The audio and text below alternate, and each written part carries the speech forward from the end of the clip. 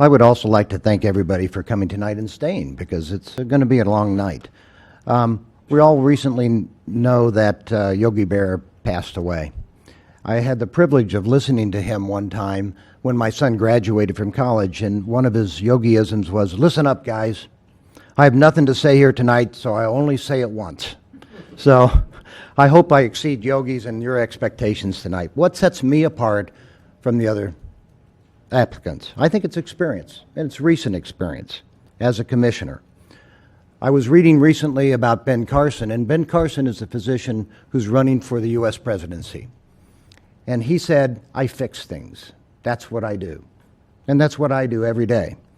I have the same approach. I gather information, I look at it, I analyze it, and then I try to come up with a good solution. Let me use Rock Chalk Park as a good example of that when it occurred. When I came on, Rock Chalk Park had already been decided. I had one aspect of the vote to look at. Was this a good product or was it not? So I looked down and I said, what are the goals we have as a city? What do we need to do? So I said, financially, can we afford it? Talk to the city people, staff, city manager. Yes, we could. Could we keep up the cost? Cost $1 million. Is that reasonable? Yes, it is, because of the fact that we get almost $900,000 to take care of the cost of that on the yearly upkeep. We have more courts for the kids. It's an excellent improvement for our citizens. And when you add everything up, what you say is, it was a good thing to do, even though it cost me dearly in the election. What is your plan for making traffic and pedestrian workflow more efficient in Lawrence, or how would you prioritize applying the Complete Streets initiative in comparison to other city projects? 60 seconds. Well, I'm very much a supporter of complete streets, but they have to be done judiciously. There are some streets in Lawrence that will not lend themselves to that. But there are facts that we need to look at. If you look at the insurance companies, they'll tell you, if you give me a zip code, I'm going to tell you what the mortality rate is in that area.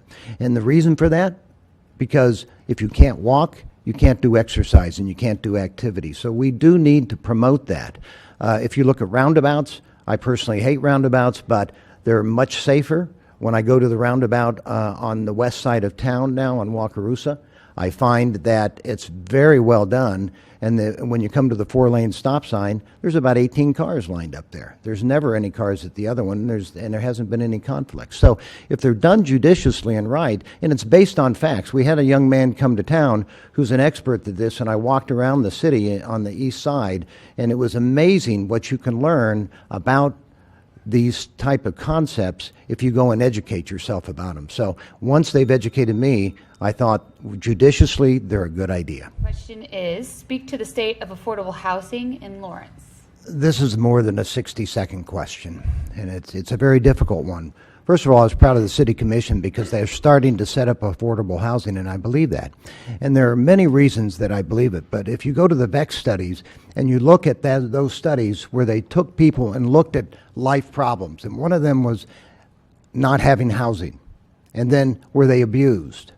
What kind of income did the parents have? And they have 5. If you have 3 or 4 of those in your family, you are not going to make it.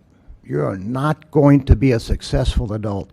So if we can provide housing for people in an affordable manner and do it within the confines of realizing we have lots of other things to do, we can help people more than any other thing that we can do, because you have situations where you help children.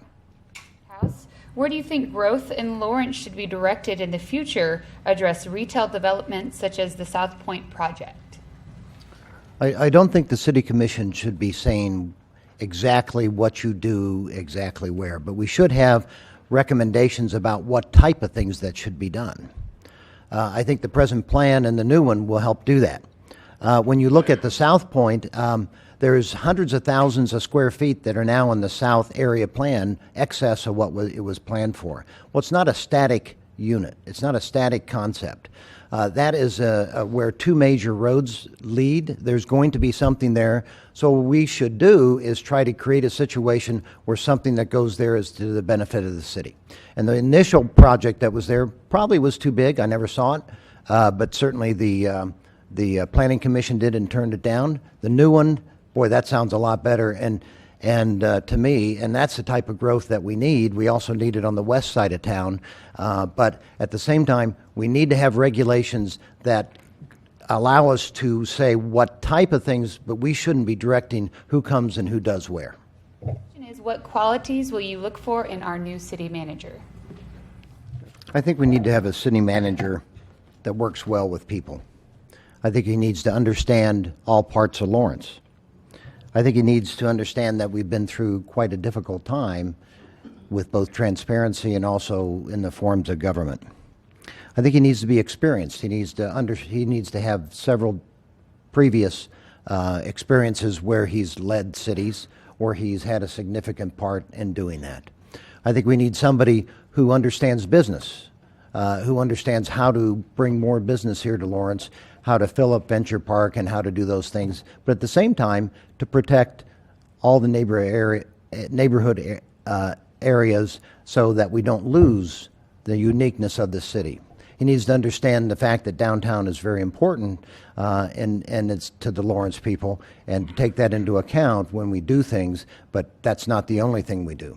We need to have somebody who is gregarious, goes out and meets people, and likes to be with people. He also, I think, needs to do more, having people do more things for him rather than doing it all himself. How would you address current and future needs of the Lawrence Police Department? I've been to the different places the police have. I've talked with them. I've gone on the tours. I've listened to the chief of police. I've read just about everything that has been printed about this. And my thought is that what we have now for the services of our police, the physical attributes are not adequate. Now, having said that, I've been a big proponent of doing something for the police that gives them an adequate police facility. We also have to keep into mind that our Michael Aglinski, our city auditor, said we have to be careful. We're right at a point where we're borrowing money to the extent that we still are in good shape, but we have to be careful with that. So we have to look at the finances too. But I do believe that the police deserve a facility. What can we afford? How can we do it? I'm not, based on all the studies I've done, I'm not in favor typically of retrofitting. Question is, the KU student body is disconnected from Lawrence politics. What is your plan for engaging the population of students working to get involved? Well, I think this is actually a pretty difficult thing because they change every 4 years. Everybody around me, I live on Tennessee Street, changes every 4 years. Just throwing some things out, some of the things we do now, the internships through the cities, through the county, and through the businesses, we can promote that. I'm presently on a campus village board with Dennis Domer, and we're looking at trying to bring intergenerational concepts. And part of that is that you bring the university out to the city, and you do research in the city with the students. So you intermix the geriatric groups, the younger groups, and you try to bring them together, and you do it in a way that's educational. So those are some of the things that I think that we can do with that. It is a very difficult thing because they do change a lot. Businesses, I think we can help promote the internships. Lawrence Memorial Hospital has a fair amount of those. So those are the type of things that I would look at to get. And then the fundraisers that they do. They do a lot of things. They come here on weekend once a year and help people who to clean their grass and pick things up. So trying to promote some type of activities where we interact is a very good thing. What constitutes a desirable, healthy neighborhood that you would want to live in? Well, I think one of the things that I would look at first is say, where are you living? Because where I live in the central city is going to be much different than what it is on the west. And it's going to be much different in downtown.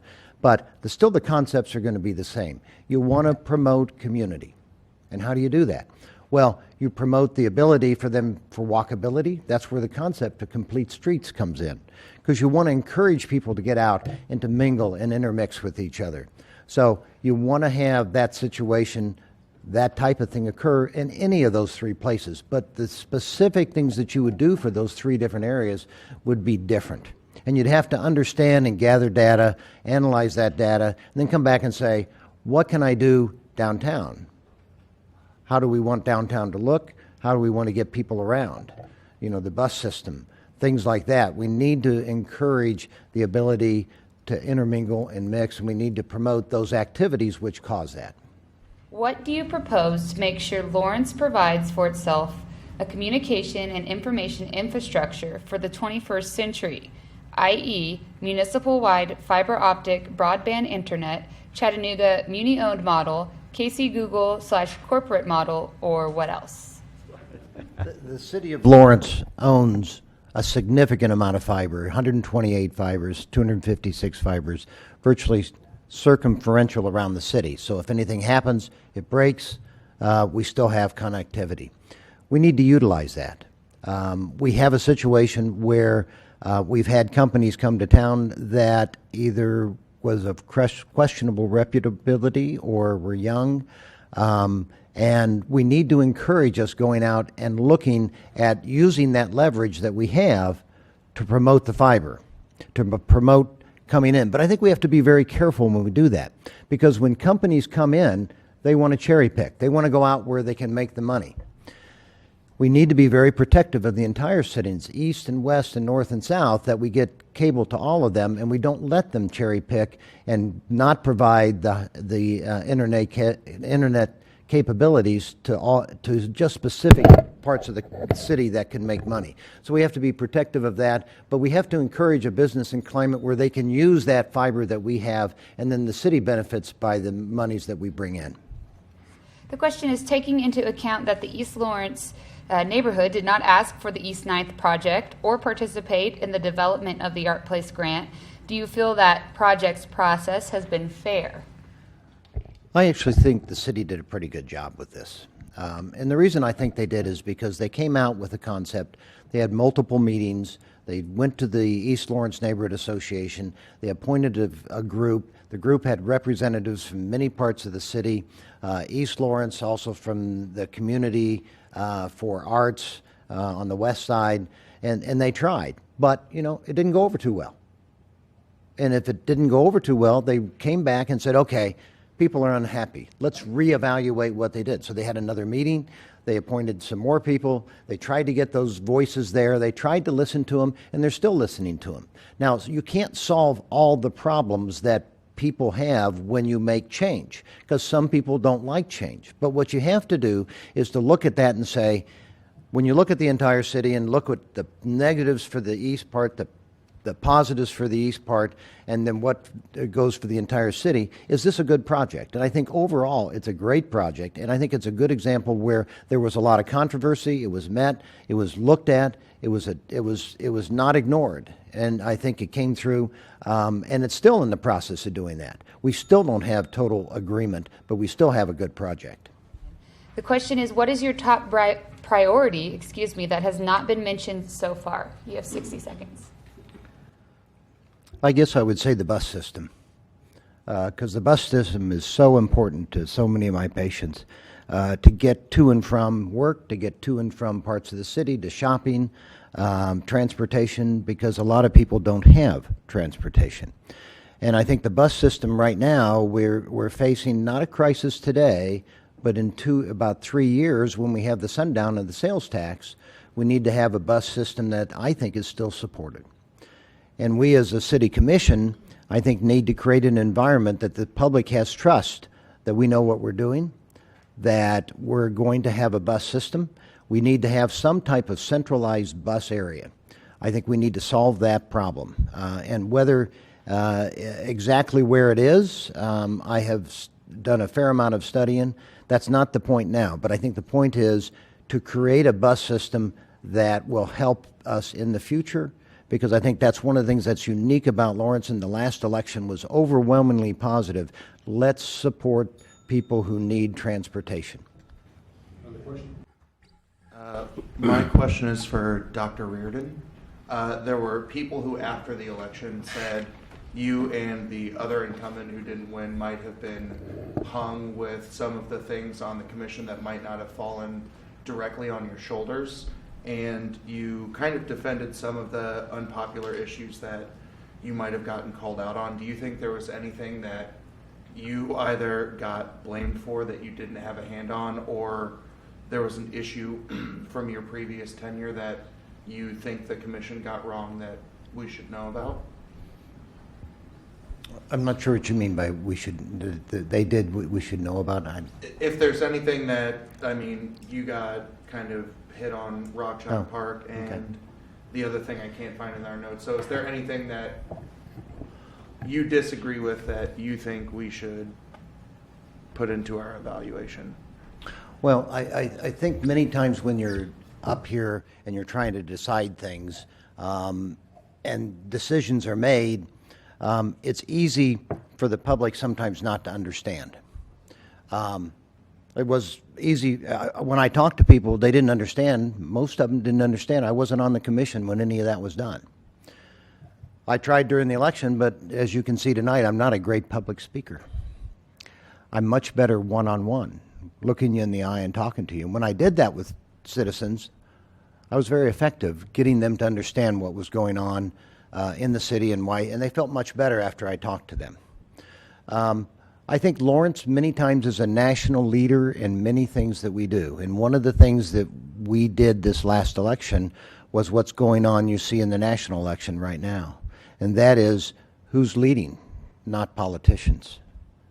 You know, Ben Carson is not a politician. I don't agree with a lot of what he says, even though we're both physicians, but he does critically analyze. So I think there are many things that as a city commissioner you get lambasted for where you had nothing, where you really weren't responsible for that. And I guess the only thing that I say is that's part of the job. You try to get the information out, you make good decisions, and then you just let it lie. Like I said, I could have come back and voted against Rock Chalk Park, and that would have been smart politically to do. That would have been great because then it would have still passed. We'd still have it. And then people could say, well, he voted, against it. Well, my thought was it was a good project. I didn't like the way it was done. I disagreed with the ways. I sat and talked to my wife and said, I'm glad I'm not on the city commission because I wouldn't want this to be done this way. And I would be difficult on the city commission during that time.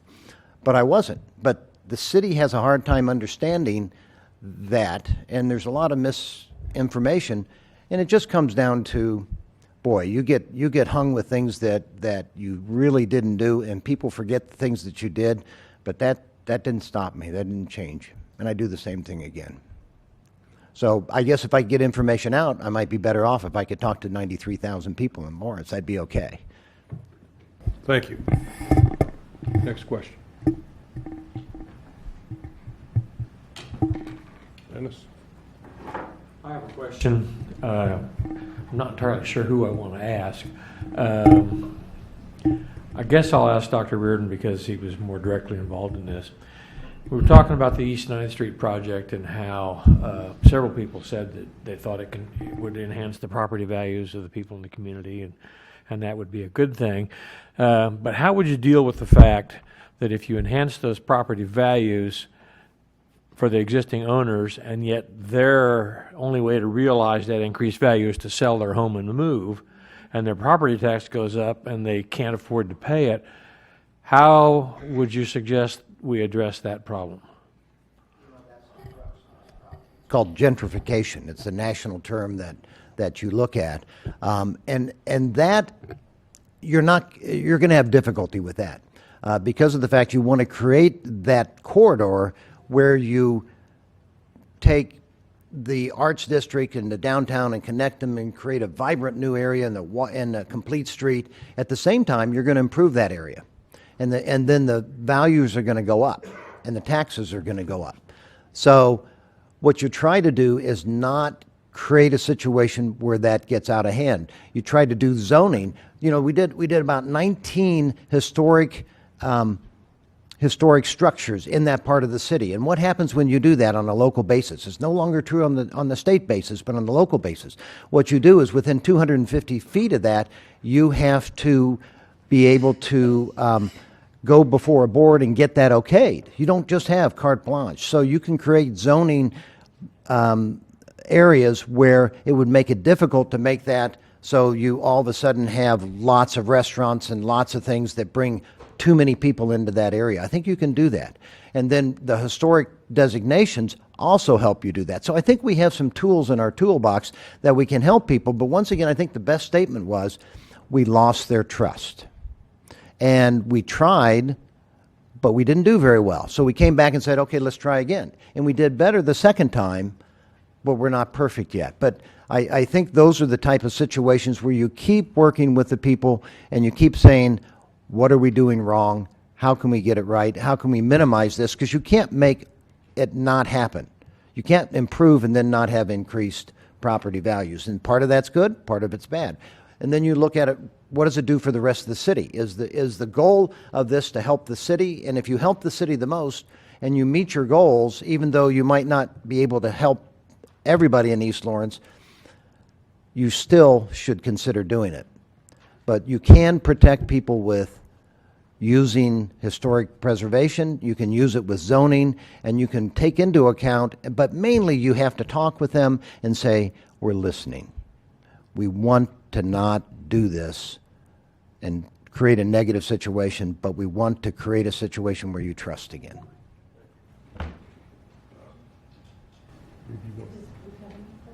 Well, I think we ran out over here. Okay. Yeah. I have a question for Dr. Riordan. Sorry. While you were on the commission, there was a company here in town that had asked for a guarantee on a loan in order to support some fiber optic options. Yes. My question to that is, that probably went before the commission, probably 3 or 4 times before he finally pulled the request. How could we have avoided looking at that over and over and over again when really it wasn't a viable company that deserved that guarantee and could have moved us ahead in the fiber optic world? Well, I think we didn't handle that very well because as we went further and further along, and I learned more and more about the people who did that company, there was no way that I was ever going to put city money in their hands. And we had a situation where we wanted to get a better idea of how to develop it. And so we had to go back to Square A because we weren't doing the Square A right. We didn't know how to develop that, how to use the fiber, how to set up the criteria. We had the cart before the horse. So we had to go back. But I really think as a city commission we should have said, and we never answered, and that was never brought before us, so we couldn't say it. Somebody should have said, we're not going to work with you. This is not going to happen. This is not in the best interest of the city. Let's go in a different direction. Let's agree to go in a different direction. You do your job, we'll do ours, but no city money will ever come your way. Thank you.